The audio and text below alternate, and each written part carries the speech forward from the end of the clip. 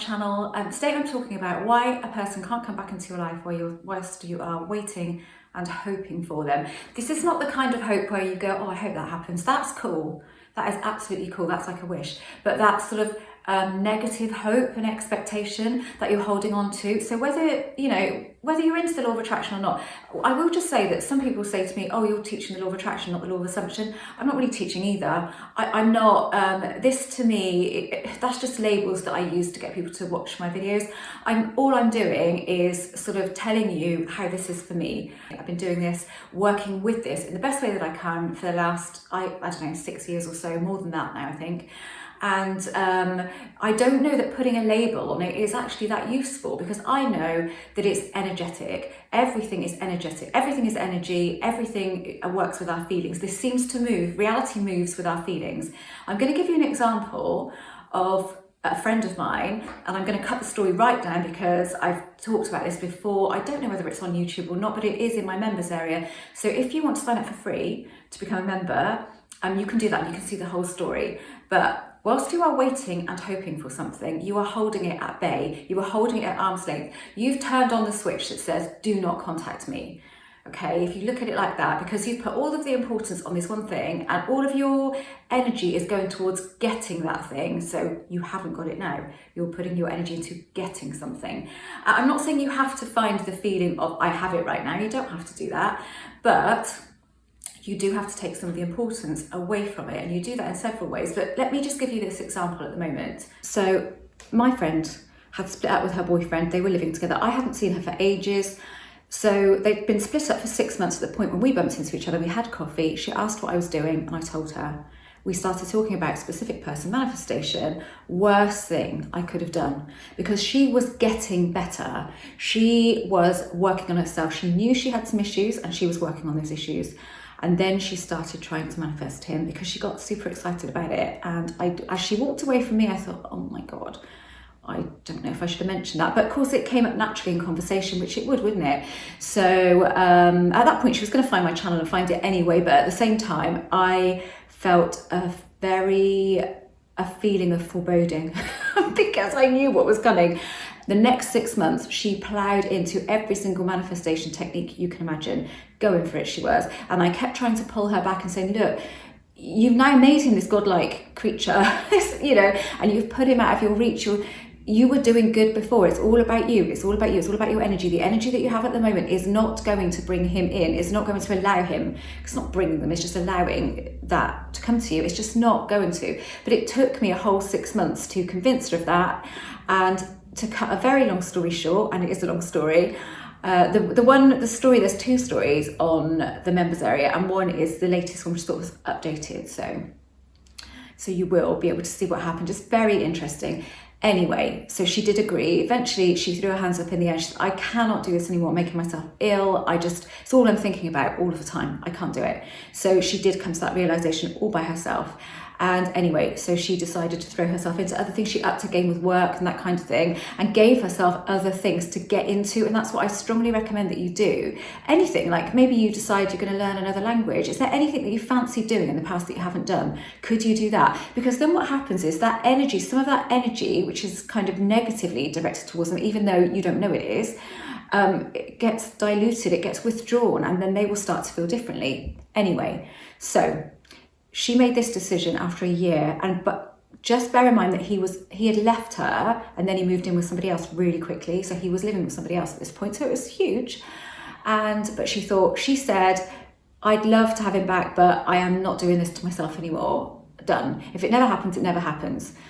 Brilliant. Perfect attitude. So she got paid in a check. And she never got paid checks. Who gets paid checks these days? So she went into the bank, was moaning about having to go into the bank and put this check in. She comes out, bumps straight into him. She hadn't seen him in all that time. She hadn't kept track of him or anything on social media. Again, cutting a very long story short, they did go for coffee. They did catch up 4 months previously. So when she had let go of this, he finished his relationship with this other person. I mean, what does that tell you? It's crazy, isn't it? But it just proves the point. Anyway, I did ask her to ask him how he, so when they did get back together, I said to her, ask him how he was feeling in all of that time when you were manifesting and you were crazy wanting him back and waiting and hoping. How was he feeling? She didn't tell him that she was manifesting him, by the way, but she just asked how he'd been feeling in that time. And he said, I missed you a lot. I thought about you a lot, and I thought about contacting you, but I talked myself out of it because I reminded myself that the relationship was crappy before it got really not great. And I just reminded myself of what it was like. And so I would talk myself out of it every time. Every time I felt it, he said, I'd have an urge. And then I think, no, I can't do that because, and then he would say, and then I would think things like, but what if I do reach out to her? And then actually this is just a silly urge and I don't actually feel anything still, but I don't know how I feel. So basically he constantly talked himself out of it and reminded himself of the bad stuff and the reasons why they'd split in the first place. And then as soon as she drops it, he suddenly realised, he did say that all the time he was with this other person, he knew he didn't feel the same about the other person that he had done about her when they first got together. So he kind of knew it wasn't right, so he ended it. Right at that point when she decided, I'm going to prioritise other things, I can't prioritise this anymore. It has to just be there, but not be so important to me. And now they are back together. Like I said, go and listen to the whole story. And that is just proof of it, isn't it? That her energy changed. All of that energy that she was focusing on doing techniques, then waiting and hoping. And even when she stopped doing the techniques on and off, she'd stopped doing the techniques.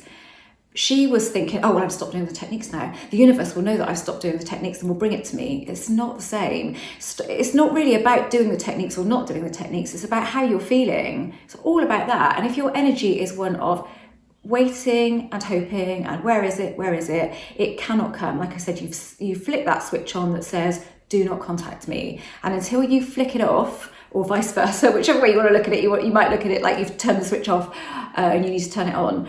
It can't happen. So even if you sort of released, let's say you released accidentally because you got really caught up in something huge that's going on in your life for half an hour and they reached out to you, then you think, oh cool. It wouldn't be ongoing because you'd lose it again because you'd only had that brief period. So far better to work on yourself and know that if you can change your energy and start prioritizing other things. So when you do other things and you start prioritizing other things, make sure that you're really interested in those things and you're not just doing it to try and trick the universe, because it cannot be tricked. And this has really nothing to do with the universe unless you think that we are the universe. You cannot trick yourself because you know what's going on, and it's all about your energy and whatever your energy is doing. And you cannot, we can try and trick ourselves. I probably have in the past, and tried to trick the universe when I didn't know so much about this and didn't have such a great understanding of this as I have now. I really don't get this. Obviously, I say I have a great understanding of it. I just know that what my energy is doing is dictating to me what I'm seeing back. Certainly, with everything really, and around people. Again, but do not get hung up on the everyone is you pushed out thing, because I don't talk about that anymore, because I think it does take the magic away from this. Because things will happen in life that you can't pinpoint to something you felt or done, and actually you wouldn't want to, because it might be something really horrible, and you don't want to think that you've done that. And it's just not a healthy way to go with this. Just take this back to its simplicity, and this is where I believe I read this somewhere, that the 3 wishes thing, the Aladdin and the 3 wishes, it goes back to ancient times, this. So that sort of comes from wish for it and have it. So try and take this back and a bit more back to how The Secret is, because I often pick up The Secret. I have it at work on my bookcase, and I will sit down at lunchtime sometimes, just read a couple of pages, just to remind myself that actually let's not make this too complicated. Let's try and rein it in, and it is an energetic thing. So if we can, I wouldn't say manipulate our energy as such, but just practice changing our energy, then everything else will change. And that person will reach out to you, and they will reach out to you when you are least expecting. And the reason you're least expecting it is because you're busy doing something else that you're really interested in. So you do need, and anyway, think of it like this, it's healthier not to be fixated on someone. It isn't healthy to be, it's not mentally healthy to be fixated on a person and think that you can't be happy until you have that person in your life. Because imagine what that energy is. Imagine the likelihood of them coming back to you with that energy. You can get people coming back into your life when you're miserable, you're pissed off, you're sad, because that's not necessarily that attachment to the outcome and that waiting and hoping, because you may have just despaired and thought, oh, it's never going to happen.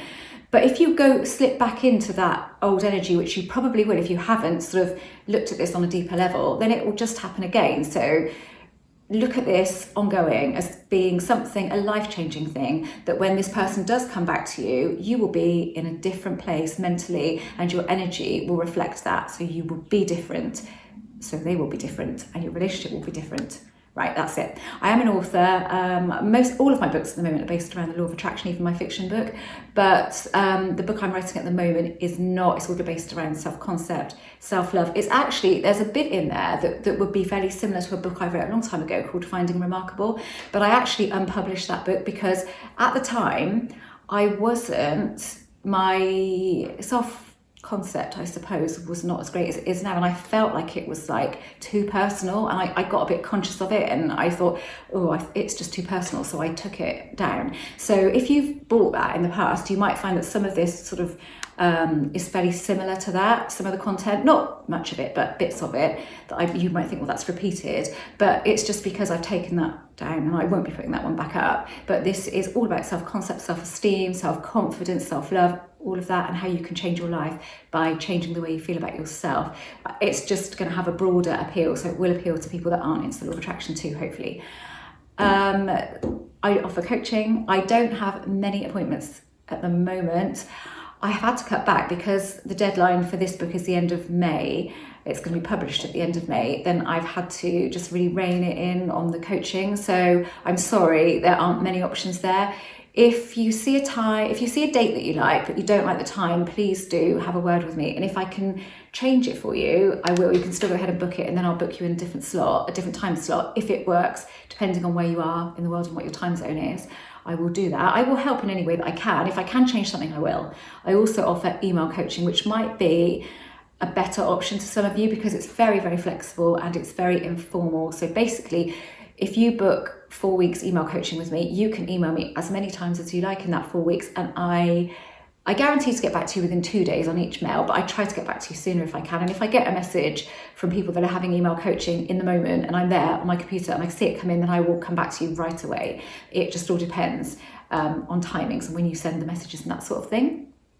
And it's unlimited. You can send me as many messages as you like. My son Harrison has a Law of Attraction channel. I have a podcast with Harrison every single week, which I will list below. And I'll list his channel below too. And that is that. Yeah, that's that.